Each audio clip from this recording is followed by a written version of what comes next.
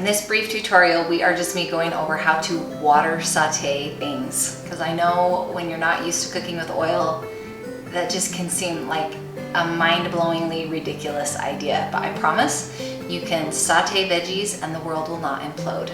So we're gonna just jump in. I'm gonna chop these veggies up and then we'll bring you over to the pan and show you how it's done. When I chop these kind of veggies, I like to do lots extra, a really large amount, because we're going to be using this in fajita soup. We can use it in stir fry, we can use it in wraps, and so I will prep a really big batch. If you prefer things to be cooked up more fresh and you don't want to like have to freeze them for a few days to use later before they go bad, then you can do yours in smaller batches. That's your preference. I also dice mine fairly small so that I can use them in a variety of places, but like if you like your veggies sliced bigger and chunkier, again, just do things to your preference. Okay, let's jump in.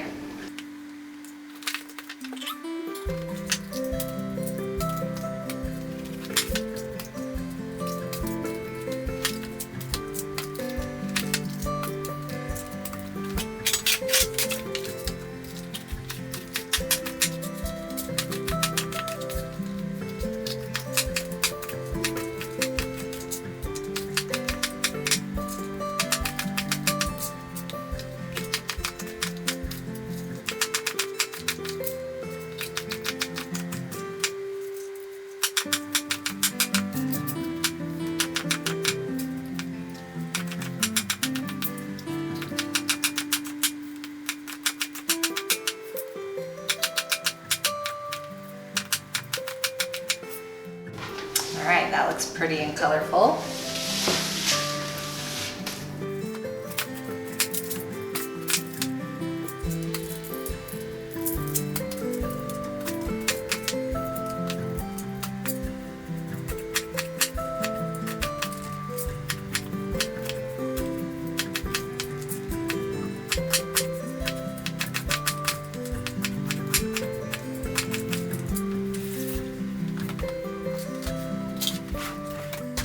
All right, before we head over to the saute pan, I wanted to mention having a really good knife is gonna make a huge difference for you in your food preparations for the week. So you don't have to spend a ton of money. This is an old hand-me-down from my grandpa's house, but I bought this little tiny knife sharpening tool that I use, I don't know, like once a month to keep this baby sharp, and it's awesome. I have been using it for years and years and years. And so just keep your knife sharp and take good care of it. You're gonna want a good chopping knife. And I also have like a smaller size, but this one I use 90% of the time. So if you don't have a good knife, you definitely need to invest in one of those. All right, head over and let's get all of this in the pan and show you how the water sauteing is done. All right, so we got our veggies all chopped. I set this to about, I don't know, medium-high heat. It's like at level 6. And I'm just gonna add everything to my pan. Keep in mind you can just do this in a large pot too.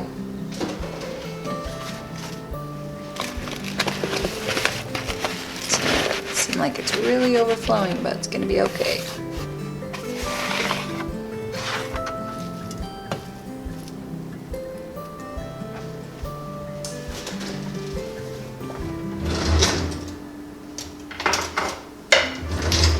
Now, once this heats up, I like to just cook it until my onions start to become translucent, but if you like it more charred and crispy, or, you know, more mushy, you can cook it to that point. I just like mine crisp tender, so that, especially so that if I'm using them in other recipes, they can still cook a little more in whatever I'm using them for.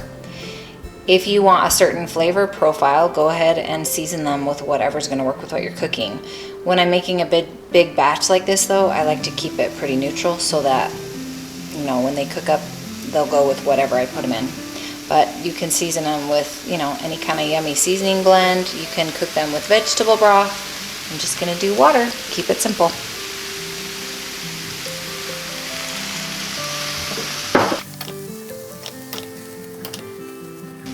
I'll let the onions sit there on the bottom for a little bit.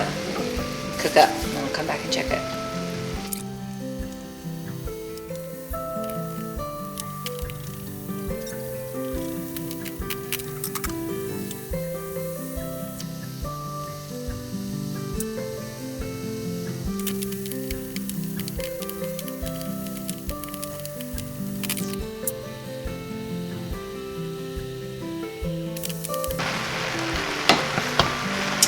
All right, my onions are translucent, ready to go. This can be added now to any wraps or stir fries, salads, top potatoes with it, and soups, and you're good to go.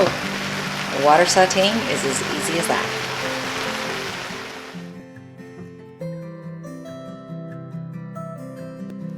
All right, this is just a brief video to show you what I do for when I make my wraps. You can do anything in them, whatever flavors you'd like. You could go Mediterranean and do green olives and tomatoes and spinach with a white bean and some brown rice with a yummy sauce that you like. I really love the Tex-Mex flavors, and these are the foods we have been preparing already that I have had on hand in my fridge, so this is what I'm going to be making today. So I got my fresh tortillas and toasted them up. You can just use the regular kind too, but like I said, I'm a tortilla snob now. These were the beans that we made earlier and the quinoa. I just mixed those together with a little bit of fresh salsa and reheated that.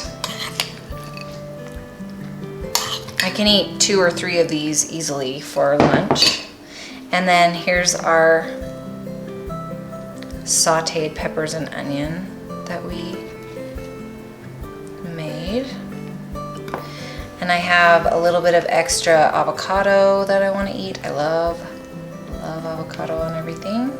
This is about a half of an avocado divided between these two.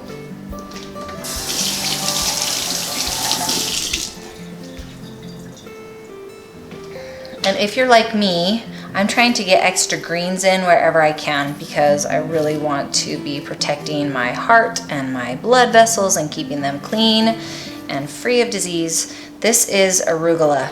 Arugula is one of my favorite greens. It fits in the leafy greens category and in the crucifer family. It is one of the most effective ways to open your vessels, and I love its peppery, delicious flavor. And this is that cilantro dressing I have in my fridge. I'm just gonna wrap it. So remember, if these flavors aren't your cup of tea, think about the flavors you do enjoy. Pretty much all you need is a grain. It can be white rice, brown rice, couscous, quinoa. You want to also include a bean. It could be a white bean, a black bean. It can be a bean dip, anything that sounds good to you. You want to fit a green in there and some veggies and a sauce that you enjoy, and you're good to go for lunch.